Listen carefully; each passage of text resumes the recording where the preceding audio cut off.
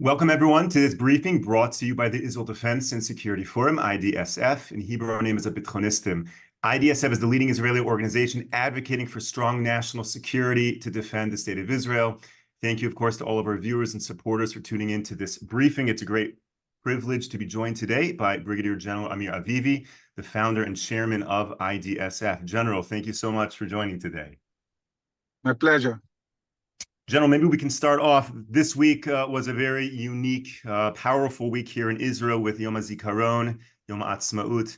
Maybe we can start off and you can just share your thoughts about how the week was. What was Yom HaAtzmaut like this year in Israel with everything going on?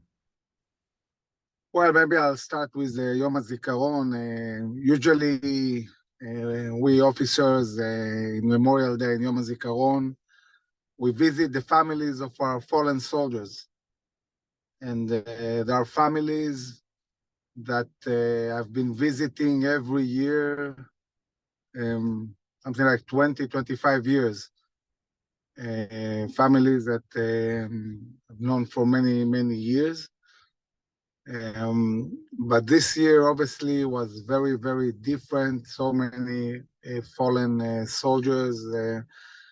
This year, I visited two of our generals that lost their sons in the war. Brigadier General Dedi Simchi, who his son Guy was at the party, the Nova party, and he saved more than 30 kids. He fought terrorists for hours with his bare hands, with no weapons, a real hero. Every day we hear another story of people he saved in the party. And he died in Kibbutz Re'im. And his father, Daddy, he knew that his son was killed in Re'im and they couldn't reach the body. He drove to Re'im. He found a unit that actually, a Harov battalion, that he actually commanded many, many years ago. And he said to them, you know, I commanded your unit in the past. I need your help. I want to reach my son's body. And they went in and found him. And a very sad story. So I visited in Gedera Dedi, and also Brigadier General Sheli Moshe, who I've known for many years. He was the commander of the battalion I commanded later on, Battalion 605, Combat Engineers. I was his deputy when he was battalion commander, and later I was his deputy when he was commander of the whole Corps of Combat Engineers. His son, Ben, he was a major in 669, the Special Operations Air Force Unit, and he was killed in northern Gaza. Amazing kid, which I've known since he was born. It's very hard for the family, very, very hard to cope with this loss. Every family deals with this differently. So this Yom HaZikaron for everybody was very, very hard. And in Yom HaAtzmaut, obviously, all the municipalities did a different celebration, much more modest. People celebrated, but it felt like, I would say, a more sad celebration. I mean, it's very important to celebrate and be happy about our independence. I mean, you know, we have to take things in proportion.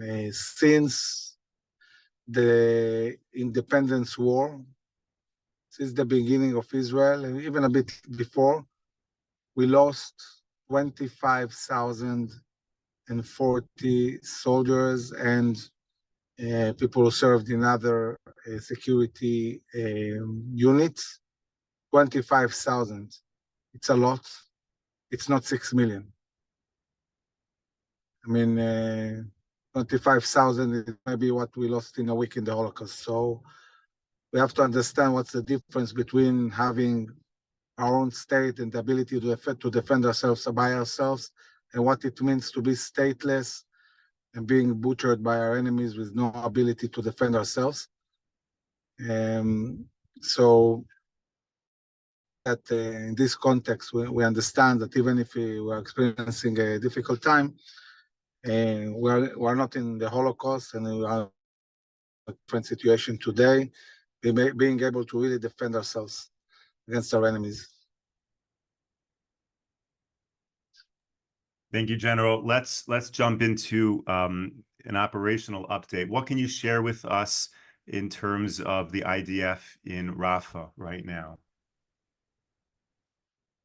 One of the things that got the people really puzzled, and also I saw it in international media in my many interviews, is what's going on in the north of Gaza. I mean, the IDF operated there, conquered all of northern Gaza, destroyed the brigade and the battalions, and now we find ourselves again fighting in Zaytun, an operation which we finished yesterday, and in Jibalia. So I talked to the guys on the ground, and it turns out that we estimate that in northern Gaza now, there are around 500 remaining terrorists. 500, there were more than 10,000. So we are destroying them. But obviously, each time the remaining terrorists try to regroup, there are pockets of terrorists that need to be dealt with, and this is what the IDF is doing, waiting to see where they are regrouping and attacking them fiercely, and we are constantly degrading their capabilities, killing the terrorists, and there will be a moment when really we'll reach a level of destruction of this terror infrastructure that will really make people understand and feel how successful is what the IDF is doing.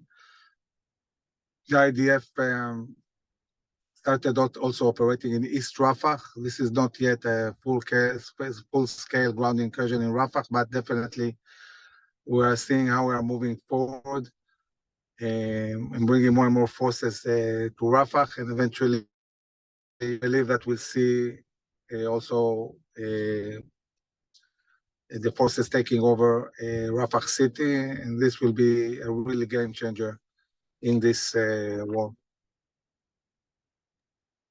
Is the slower pace in Rafah, that's an IDF operational decision, or is that because of larger international and US pressure right now? I think it has to do a lot with the pressure. We are going to release a letter from IDSF really explaining to the administration professionally why Rafah is crucial. All the leadership of Hamas is there, the hostages are there, the remaining brigade of Hamas is in Rafah, and also the ability to close the Egyptian border and prevent any future buildup of force. Everything depends on Rafah. So this is why it's so important for us to go. Saying to us not to go to Rafah is basically saying to Israel, lose the war. We're not going to lose the war. We have to destroy Hamas. We have to bring back the hostages. We have to close this border. We have to destroy the last brigade of Hamas that has remained. And this is something I think that the government is conveying to the administration, and step by step, I think this understanding is growing. We saw suddenly President Biden talking about additional $1 billion aid to Israel. I believe that there is a beginning of an understanding that really going against Israel's security, most basic security needs, is not good. It's even not good for elections. And I think that we'll see in the coming days and weeks a change in the approach of the administration. We saw also all the talk about, and I said it all along, all the talk about how difficult it will be to move the Gazans out of Rafah. In 1 week, 500,000 left. No effort was needed there. So this is not an excuse saying that there is a problem with the citizens. They evacuated Rafah very fast. And in this sense, I think the IDF can continue the operation. Now, thank you to all of our viewers who sent in questions. We very much appreciate them, and it allows us to guide these interviews. In general, one of the questions that we're still getting up until right now is how the withholding of the munitions by the US is directly, if at all, impacting the operations in Gaza. And I know we've discussed this last week. Do you have anything to share this week in terms of that issue? So I can say, generally speaking, that in a large-scale war, munitions is always an issue, always. And you always feel you don't have enough, and you have to manage this. And you cannot just shoot as many munitions you want everywhere. It doesn't work like that. So obviously, if there is no continuous flow of munitions, this requires planning. But talking specifically about Rafah, and even talking about a war in the north, Israel has all the munition it needs. A part of that, since the 7th of October, the Israeli industries have been working 24/7 and building step by step the ability to produce the munitions Israel needs. It's not something that happens in a day. It takes a long time to build this capability, but every day that passes, the Israeli industries are managing to produce more and more capabilities, and this will go and get stronger and stronger and stronger as things proceed. But having said that, of course, it's important for us to get all the assistance we need, all these $14 billion that were approved, and now the additional billion. This is crucial for Israel to sustain a long war, and it is going to be a long war. In the south, in the north, possibly with Iran. It's definitely a big war, an historical one. We have to deal really with all our enemies and win decisively. And munitions are part of this really campaign that we need to deal with.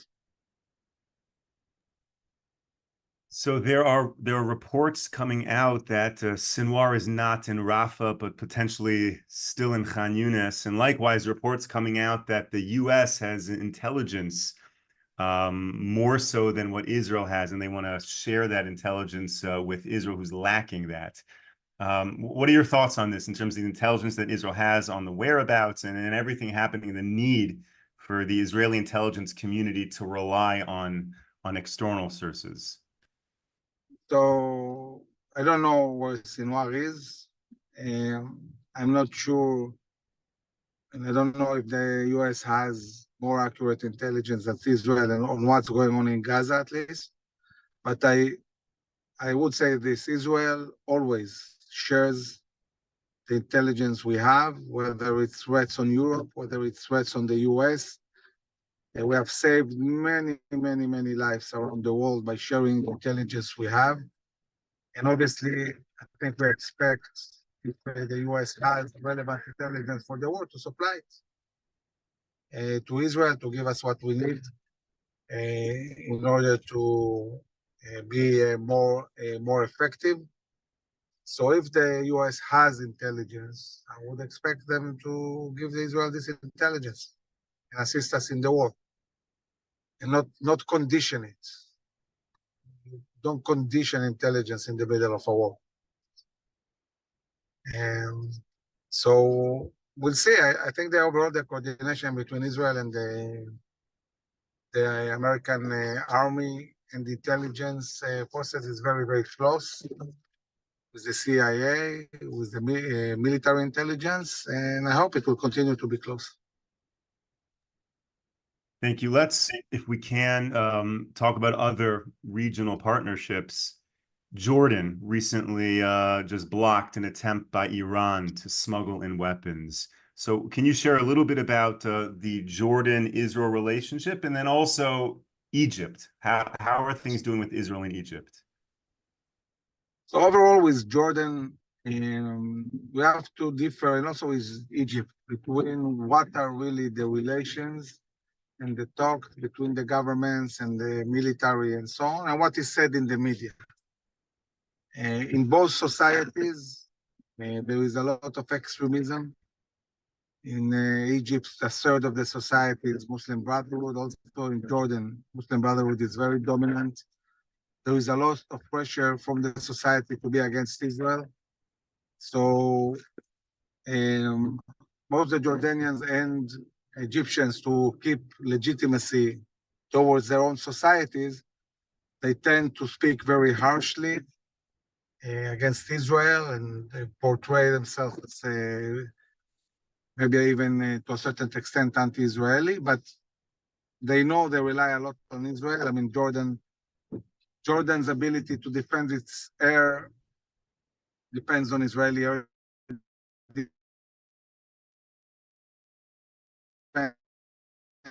Israeli water. They are reliant on Israeli gas. They are reliant on U.S. aid.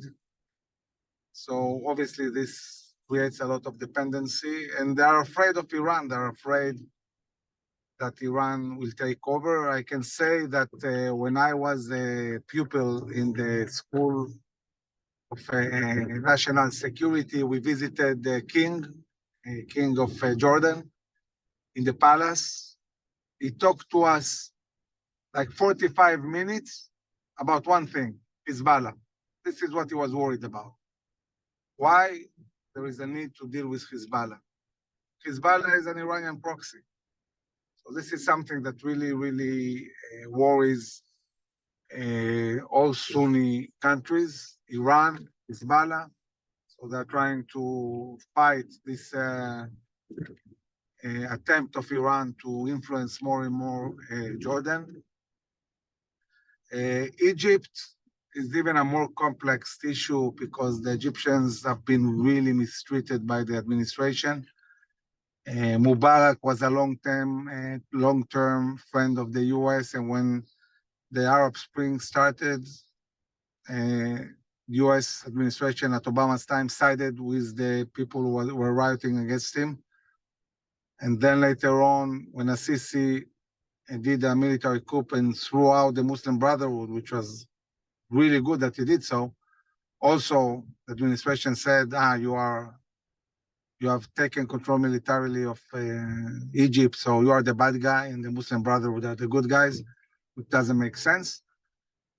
So Egyptians have been getting closer to Russia, getting closer to China. This is not good. It's not good news. And the US really needs to think how they keep Egypt on the Western side and not have them shifting sides, because if Egypt shifts sides, this can be devastating for the Israeli-Egyptian relations. Do you think that Israel can expect to see any partnership in the Sinai Peninsula with Egypt if Hamas tries to escape through that corridor? So talking about the Sinai Peninsula, Egypt has dealt for a long time with the dominance of ISIS in the Sinai Peninsula. ISIS has attacked many Egyptian forces, and they couldn't cope with it, so they asked Israel help.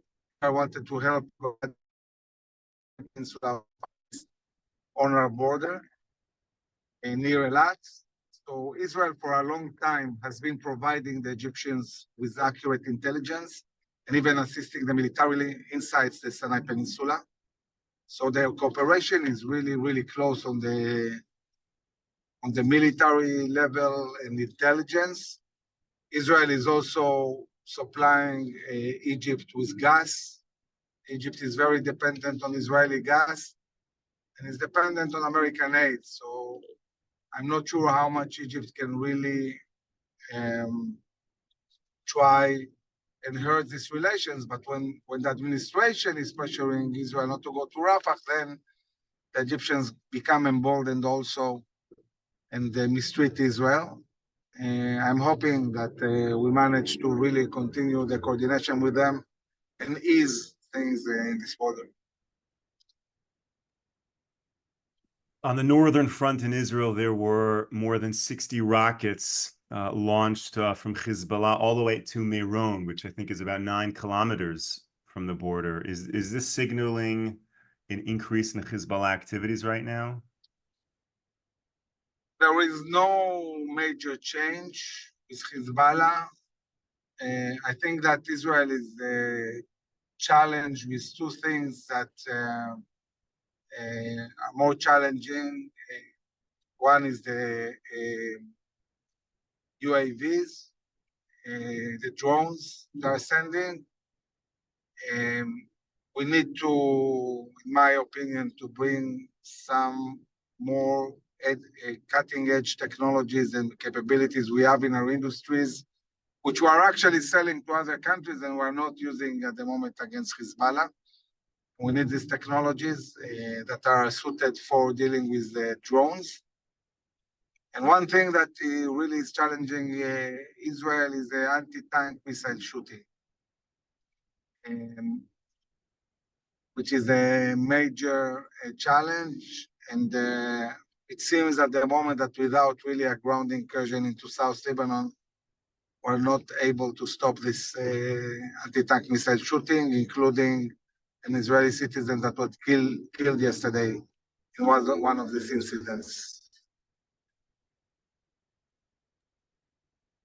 So are you able to elaborate on that a little bit, that Israel has developed technology and sells it to other countries, but yet does not use that very technology here? What is the holdup? Why wouldn't that be so obvious to deploy that?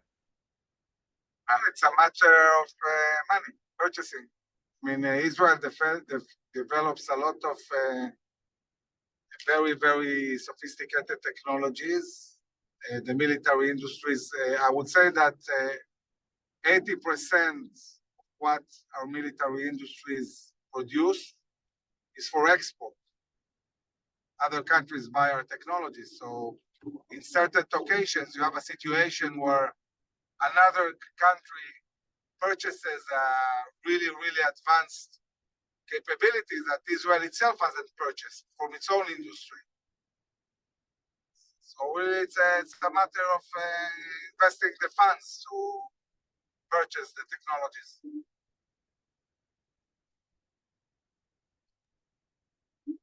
So is it possible then that Israel is indirectly aiding the enemies with the proliferation of their equipment and we're lacking it? No, we're not selling to countries that will proliferate technologies, but we are selling high-end technologies to different countries. And the process of who to sell to, there is a very clear process how the country approves what weapons can be sold to who. While we're on the topic of equipment, I want to ask you a question also that we get so often, and you've addressed this a lot, about the lacking of equipment for IDF soldiers. There are, so many fundraising campaigns in the U.S., and good-meaning Jews and Christians in the U.S. are raising millions of dollars because they're being told that the IDF does not have life-saving equipment. What are your thoughts on that? Well, I think that what happens is that, the army purchases for hundreds and thousands of soldiers. Usually they purchase and this equipment can sit like 10, 15 years waiting to be used. When it's used, it's not a very new equipment. So you have some units that have very new equipment, and others, the equipment has been sitting for a very long time. So when the war started, everybody wants the newest equipment, the best one. So everybody is demanding to get the same equipment. The army is not built to give everyone the same equipment. And then we see a lot of purchasing. And also sometimes the army doesn't buy everything that is needed. They're always in lack of budget. And unfortunately, a lot of times the army prefers to use the budget for new technologies and capabilities, a bit disregarding the less, I would say, sexy things like helmets or vests or shoes or munitions. It's not exciting to buy shoes, trousers, or helmets. Much more exciting to invest in new technologies and cyber, I don't know. Then you find yourself in a situation that you lack readiness, whether it's munitions or private or equipment for soldiers and so on and so on. But presumably those calculations are what is in the best interests of the overall army. So if they spend money on cyber, it's not because they want to risk the soldiers, but because they think more cyber would presumably in the long run protect more soldiers. So yes, but at the end of the day, you need to balance. You need to balance between how much you invest in the people themselves, education, motivating them, building leadership, and so on. How much you invest in their everyday life and logistics, what kind of rooms they have, how the bases look, what kind of food they eat, and so on. How much you invest in training, what quality of training you provide and training areas and so on.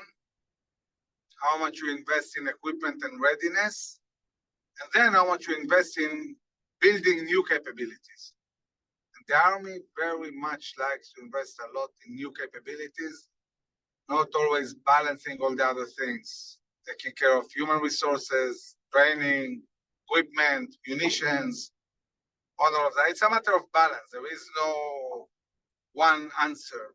It's not red or it's not black or white. It's a balance you need to find between all these things. Brigadier General Amir Avi, thank you so much for sharing all of this with us. Thank you, of course, to all of our viewers and supporters for tuning into this briefing. We will be back with you tomorrow, 10 a.m. Eastern Time, 5 p.m. here in Israel. Until then, stay safe, stay strong. Take care, everyone.